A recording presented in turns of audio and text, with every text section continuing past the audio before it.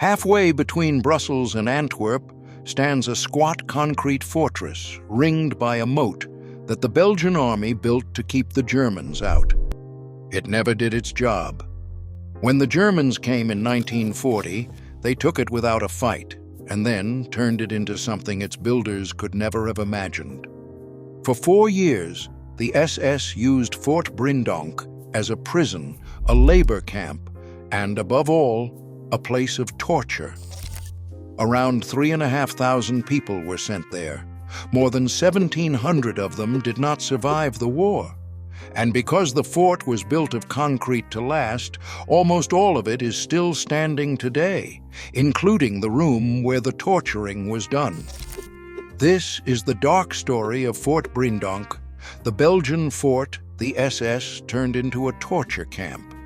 It was small, as these places go. It never held more than a few hundred people at a time, and it had no gas chambers and no ovens.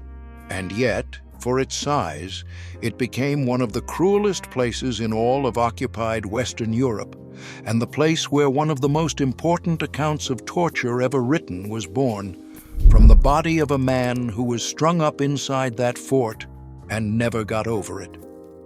To understand how a fort built for defense became a chamber of horrors, you have to start with the concrete. If you're new here, this channel tells the stories of the places the war swallowed and the ordinary people caught inside them. If that's what you came for, a like and a subscribe genuinely help. Fort Breendonk was born out of fear of exactly the enemy that would one day occupy it. In the early years of the 20th century, Belgium looked nervously at its powerful German neighbor and built a ring of fortresses around the vital port city of Antwerp to defend the country if invasion ever came. Breendonk, finished just before the First World War, was one of them. A low, immensely strong fort of reinforced concrete, surrounded by a water-filled moat and buried under some 5 meters of earth, so that from a distance it looked like nothing more than a grassy hill. It was designed to shrug off artillery and hide from the enemy's guns. Its record as a fortress was one of failure. In the autumn of 1914, in the opening months of the First World War, the ring of forts around Antwerp was pounded by German heavy artillery, and Breendonk was shelled and surrounded until, along with the others, it surrendered. The city fell. The fort had been built to save Antwerp, and it had not saved it.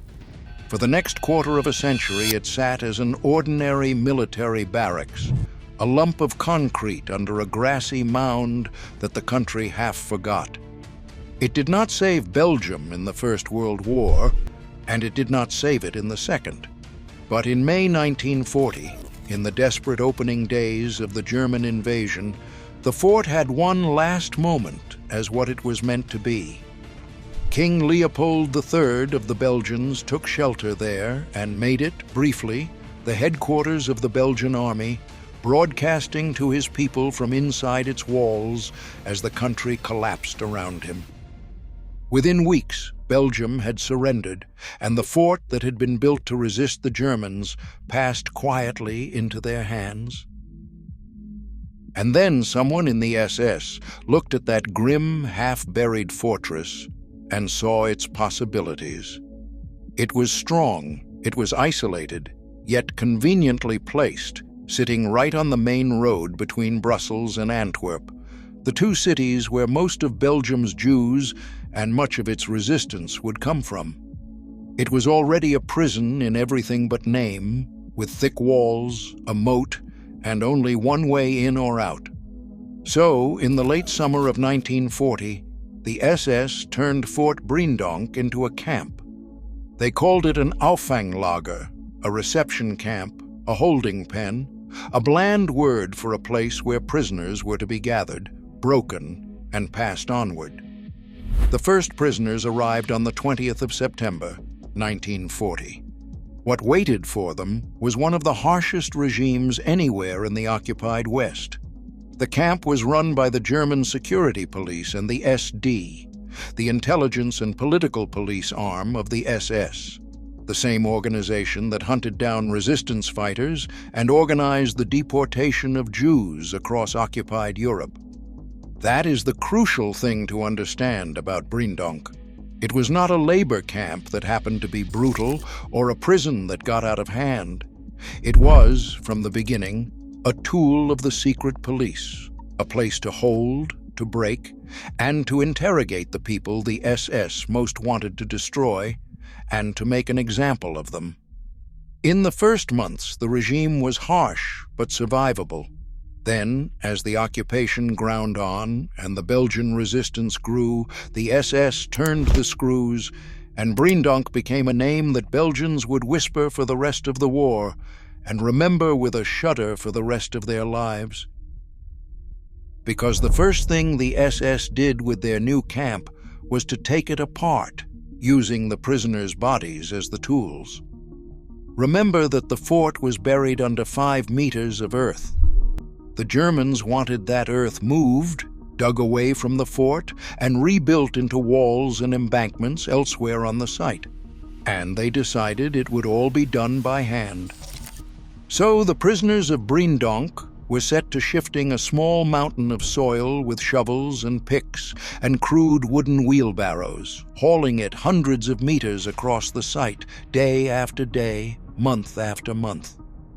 It was crushing physical labor, performed on starvation rations by men who grew weaker every week. And it was, to a large degree, pointless, the kind of work whose real purpose was not the moving of earth at all, but the grinding down of the human beings who moved it. This is one of the cruelest tools in the whole history of the camps, not just hard labor, but deliberately meaningless labor, designed to tell a prisoner every single day that his suffering meant nothing and produced nothing, that he was there only to be used up. The work broke bodies with terrible efficiency. Thousands of tons of earth had to be moved, and the SS were in no hurry to finish, because finishing was never the point. Men who arrived reasonably fit were, within weeks, staggering under loads far too heavy for their shrinking frames, driven on by guards with sticks and boots and shouts in the cold and the rain and the mud. A prisoner who slowed was beaten. A prisoner who fell might be beaten where he lay. On a diet of thin soup and a scrap of bread, the human body cannot sustain that kind of labor for long, and it did not. Men wasted away, sickened, and died of sheer exhaustion, their strength quite literally spent on shifting a hill of dirt from one part of a fort to another and back again. It was, in the coldest sense, a machine for converting living people into corpses, powered by their own muscles. And the labor was only the frame around a life of constant, petty, inventive cruelty. Breendonk had a peculiar disadvantage. From a prisoner's point of view, it was small. In the great camps, a prisoner could sometimes disappear into the crowd, become anonymous, escape notice for an hour. At Breendonk, which rarely held more than 600 or 700 people at a time and was thick with guards, that was impossible. There was nowhere to hide from the attention of the men who ran the place. Prisoners were made to stand for hours on the parade ground in all weather. They were given a few seconds of warm water in the showers and then blasted with cold, while the wife of the commandant sometimes strolled by to watch and laugh. The commandant himself, an SS officer named Philip Schmidt, ran the camp with his wife at his side and a large German shepherd he would set loose on prisoners who moved too slowly. Beatings were not incidents at Breendonk. They were the weather. The rest of daily life was built to match. The prisoners were housed in the fort's cold, damp casemates, the concrete rooms of the old fortress, dark and airless, with tiered wooden bunks crammed in and never enough space, never enough warmth, never enough food. They were roused before dawn and counted again, standing rigid on the parade ground while the numbers were checked and rechecked, and a single error could keep hundreds of exhausted men standing for hours more. Sanitation was primitive and disease spread easily in the crowding. Every detail of the day, the way a bunk had to be made, the way a cap had to be removed, the pace of a march was a trap, an excuse for a punishment that the guards were always looking for a reason to hand out. The whole design of the place was to keep a prisoner permanently afraid, permanently exhausted, and permanently aware that he had no rights, no dignity, and no protection of any kind. And presiding over it until late 1943 was Schmidt, a man who, it later emerged, was skimming from the camp for his own profit even as the people in his care starved, and who was eventually removed by his own superiors, not for cruelty, but for corruption. But cruelty needs targets, and it is worth stopping to say who the people inside that fort actually were. They came from more than 20 nations, but most of them fell into a few groups. There were members of the Belgian resistance, caught printing underground newspapers, hiding weapons, sheltering downed airmen, or carrying messages, men and women who had refused to accept the occupation and were now paying for it. There were political prisoners, above all of the left, communists and trade unionists the Nazis regarded as enemies. Early in the war, a group of Belgian communist prisoners was taken from Breendonk and deported en masse to a camp in Germany. There were ordinary people taken simply as hostages to be held and, if necessary, shot in reprisal for acts of resistance they had nothing to do with. Occupied Belgium had, over the years, developed a wide and stubborn resistance. People who printed and distributed underground newspapers by the 100,000, who ran escape lines to smuggle shot-down Allied airmen back to Britain, who gathered intelligence, hid weapons, and sheltered the hunted. It was dangerous, unglamorous, often fatal work, and Breendonk was where a great many of those who were caught ended up. The fort was, in a sense, the occupation's answer to the resistance, the place where the Germans took the people who would not obey to make them talk and to make sure everyone else understood what disobedience would cost. And there were Jews. In the first year, roughly half the prisoners of Breendonk were Jewish, held in a separate section and treated even more savagely than the rest. They were not faceless. Among them was Marshal van Schell, a well-known Belgian Olympic athlete and businessman who was imprisoned there and, in the end, executed. There was Todor Angelov, a Bulgarian who had joined the Belgian resistance and was shot at the fort. There were teachers and dock workers and lawyers and boys barely out of school. And as the machinery of the Holocaust took hold across occupied Europe, the Jewish prisoners of Breendonk were increasingly funneled onward, moved to a transit camp in the nearby town of Mechelen, and from there packed onto trains east to Auschwitz. Breendonk, for them, was an antechamber to the gas chambers, a place to suffer before being sent on to die. The camp's own commandant, Schmidt, for a time also ran that transit camp, from which more than 25,000 Jews were deported to their deaths. He was, in the most literal way, a man who administered two adjoining rooms of the same machine, the interrogation cells of Breendonk and the deportation platform at Mechelen, and moved human beings from one to the other. By 1942, the Jewish prisoners were largely gone from Breendonk, shifted into that deportation stream, and replaced, as the fort's population, by more and more of the resistance and the hostages. The people who suffered at Breendonk, in other words, were not one group, but the whole cross-section of everyone the occupation wanted to crush. The political enemy, the racial enemy, the defiant, and the merely unlucky, all funneled through the same cold concrete, all met by the same guards. And at the center of Breendonk, physically and morally, was a room. Because in 1942, as resistance to the occupation grew and the Germans grew more desperate to crush it, the SS built inside the fort a dedicated torture chamber. If this story is landing on you the way it landed on us while we researched it, take a moment to subscribe. We go into places like this every single video, and we think the ones still to come are the best we've done. The purpose of the torture chamber was interrogation, what the Germans called, in their cold bureaucratic language, sharpened questioning. A resistance member who was caught might know names, the other members of his cell, the safe houses, the people hiding Jews or downed pilots. The Germans wanted those names, and at Breendonk they had a room built to extract them. The methods used there were among the worst of the war in Western Europe. Prisoners were beaten and whipped. They were subjected to a device of pulleys and wooden wedges.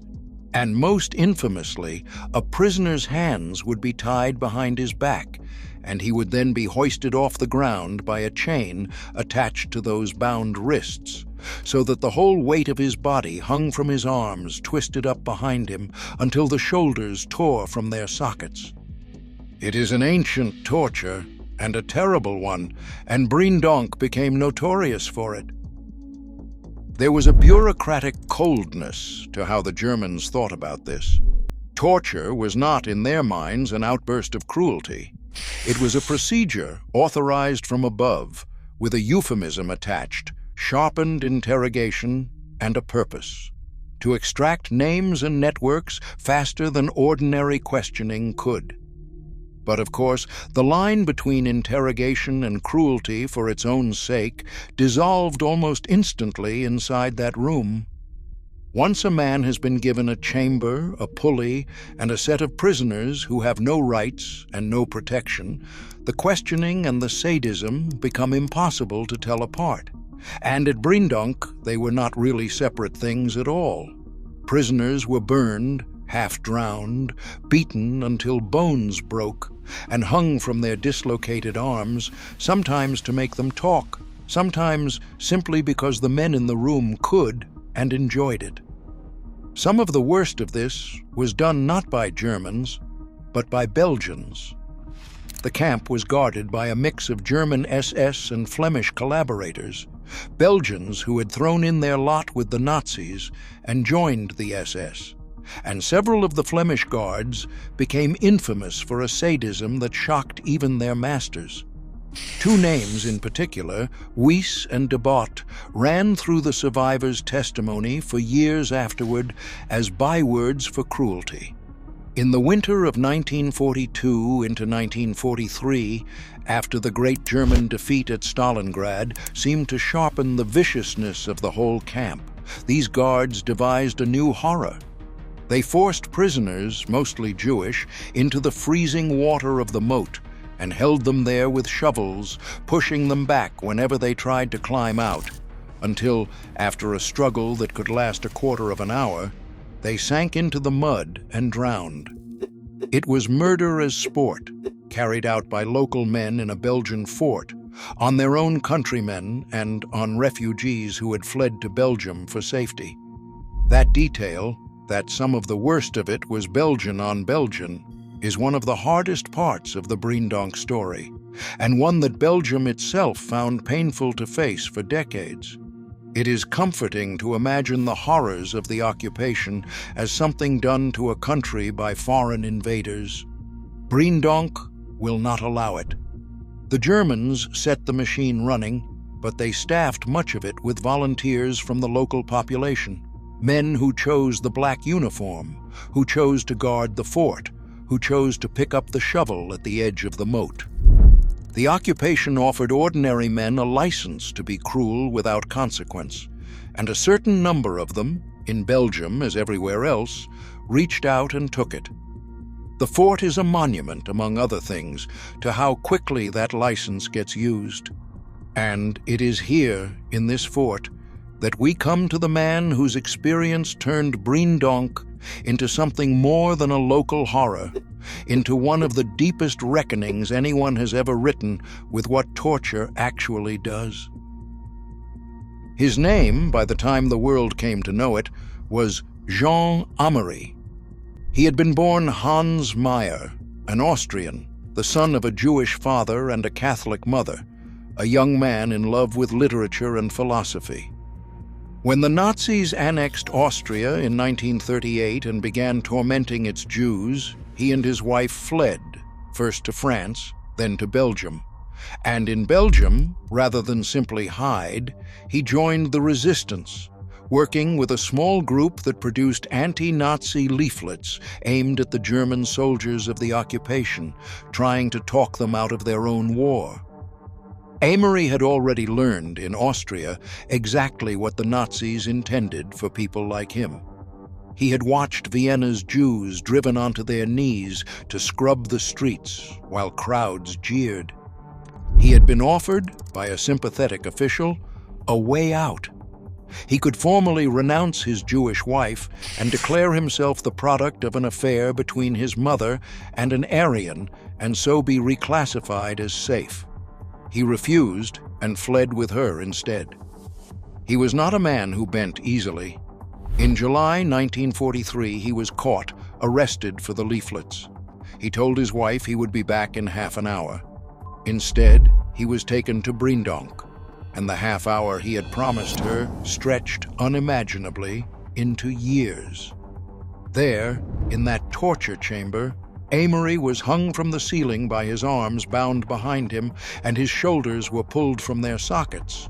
An injury, he would later write, whose crack and splinter his body never forgot for the rest of his life. The Germans wanted the names of his comrades. He had none to give that would satisfy them, or none he would give, and when it became clear that torture would extract nothing more, he was reclassified, demoted, in the camp's grotesque logic, from resistance prisoner to Jew, and deported to Auschwitz, where he somehow survived, before being liberated at last from Bergen-Belsen in 1945. In Auschwitz, he had ended up in the same slave labor complex as the Italian chemist Primo Levi, who would become the other great witness of that place, two of the most important voices of the entire Holocaust passing through the same factory of death, unknown to each other at the time. For 20 years afterwards, Améry did not write about any of it. And then, in the 1960s, he did, producing a slim, shattering book of essays, one of which, simply called Torture, is about what was done to him at Breendonk. It is one of the most important things ever written on the subject because Améry refused to treat torture as a detail, a means to an end, a regrettable excess. He argued that torture was the very essence of the Third Reich, that the entire Nazi project was, at bottom, a world in which one human being asserts himself totally by destroying another, and that the torture chamber was simply that idea made physical. And he wrote something about the victim that has never been improved upon.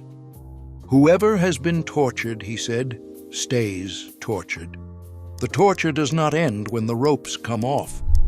Something is broken that does not mend. A basic trust in the world, in other people, in the idea that someone will help you, that can never be fully regained. The tortured person walks out, if he walks out at all, into a world he can no longer quite believe in. He gave the book a title that stripped away any comfort, and it translates as Beyond Guilt and Atonement, a bleak echo of a famous line of philosophy, insisting that for what had happened there could be no clean reckoning, no balancing of the books, no forgiveness that would make it whole. He wrote, too, about resentment, refusing the pressure to simply move on, to let bygones be bygones, insisting that the victim's anger was not a weakness to be cured, but a moral demand that the world acknowledge what it had done. He was not interested in being consoled. He was interested in the truth, however unbearable. Améry carried that wound for the rest of his life, and in 1978, unable finally to lay it down, he ended his own life. His death is often read as the last delayed casualty of that room in Breendonk, the proof of his own terrible thesis that whoever has been tortured stays tortured, and that some doors, once opened onto a person, never fully close again. That is the thing Breendonk did to people in a form so clear it produced a philosophy. Now multiply it by 3,500. Not everyone who died at Breendonk died slowly. The fort also had an execution ground, a row of wooden posts where prisoners were shot by firing squad, and a gallows where they were hanged. Over the years, at least 185 people were killed there in this deliberate way, many of them hostages, executed in reprisal for resistance attacks, chosen more or less at random to die for something they had not done. The hangings were sometimes carried out with a deliberately thick rope, so that death came slowly. It was killing meant to be seen, meant to terrorize, meant to teach the whole camp what defiance cost. The hostage system was among the most cynical things the Germans did in Belgium. Whenever the resistance killed a German or sabotaged something the occupation valued, the authorities would answer by taking prisoners who had no connection to the act, men already in their hands at places like Breendonk, and shooting them publicly in reprisal. The logic was to make the whole population responsible for the actions of a few, to turn every act of resistance into a death sentence for innocent bystanders, and so to pressure ordinary Belgians into policing their own. The men tied to those posts at Breendonk often died not for anything they had done, but as a message written in other people's blood. And as the resistance grew bolder in the last years of the occupation, the killing at the fort accelerated. Waves of prisoners shot, and later others hanged, the execution ground busier the closer the liberation came. By the summer of 1944, the war was turning, and the Allies were driving toward Belgium. The Germans knew they could not hold the fort, and they did what they had done everywhere. They tried to erase what they could and move the evidence. In late August 1944, the last prisoners of Breendonk were loaded up and deported to camps in Germany, many of them to Buchenwald, where a great number would die in the final months of the war. The guards fled, and when British troops reached Fort Breendonk on the 4th of September 1944, they found it empty. The cells, the torture chamber, the execution posts, all silent, the killers gone. There were no crowds of survivors to greet them, as there had been at some of the great camps. The last of Breendonk's prisoners had already been carried off into Germany days before. What the liberators walked into was a crime scene without its victims. The tools of it all still in place, the earthworks the prisoners had dug still raw, the ropes and the pulley still hanging, but the people who had suffered and died there gone, either into the ground of the fort or onto the trains east. It was, in a way, the perfect image of what Breendonk had been, a machine that took people in and sent suffering and death out the other side, now standing switched off, its makers vanished into the wreckage of a losing war. Of the roughly 3,500 people who had passed through that fort, more than 1,700 did not live to see the peace, most of them dying not at Breendonk itself, but in the larger camps to which it had fed them. 300 or so had died at the fort, at least 185 of those by execution. The rest were scattered across the graves of Auschwitz and Buchenwald and Mauthausen and a dozen other places, the small fort in Belgium having done its work as an antechamber to death. The reckoning, when it came, was more complete at Breendonk than at many places, in part because so many of the perpetrators were local men who could be found. After the war, the fort was briefly turned to a grim new use, holding suspected Belgian collaborators, the guards and informers and party men of the occupation now finding themselves behind the same walls. It was a strange, dark mirror of a moment, and not a proud one. Some of those prisoners were themselves mistreated by a population hungry for revenge, and the phase was quietly wound down within a couple of years. A country that had just been brutalized had to decide very fast whether it would answer brutality with justice or with more brutality. And the ugliness of those months at Breendonk was part of how Belgium learned the difference. Then came the trials. Many of the Flemish guards who had made the camp a hell were tracked down, tried, and punished. Several, including the most notorious, were executed. And the commandant, Philip Schmidt, was eventually caught, tried in Antwerp, and sentenced to death.